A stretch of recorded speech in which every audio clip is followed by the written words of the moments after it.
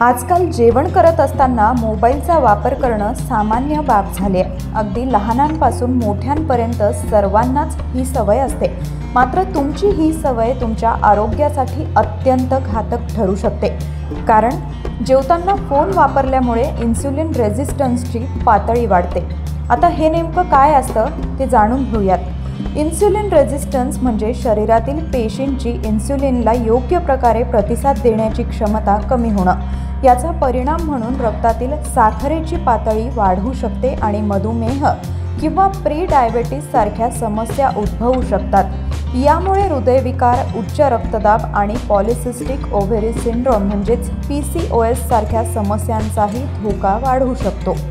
जेवताना एखादी व्यक्ती मोबाईलमध्ये व्यस्त असते तेव्हा अन्नाच्या प्रमाणाकडे दुर्लक्ष होतं। अशा वेळी ती व्यक्ती गरजेपेक्षा जास्त खाते, यामुळे जास्त कॅलरीजचं सेवन केलं जातं। शिवाय अनेकदा प्रक्रिया केलेलं अन्न खाल्ल्यावर शरीरात ब्लड शुगर लेवल वेगानं वाढू शकते।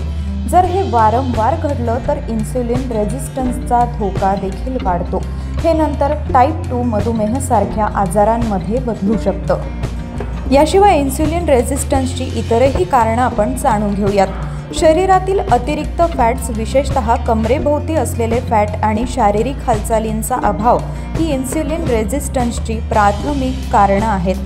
हाय प्रोसेस्ड कार्बोहायड्रेट खाद्यपदार्थ आणि सॅच्युरेटेड फॅट्स असलेले खाद्यपदार्थ हे यात आणखी वाढ करणारे घटक आहेत। इन्सुलिन रेझिस्टन्सची समस्या टाळण्यासाठी हेल्दी कार्ब्स, फॅट्स आणि प्रोटीन असलेला आहार घेतल्यास अत्यंत मदत होऊ शकते।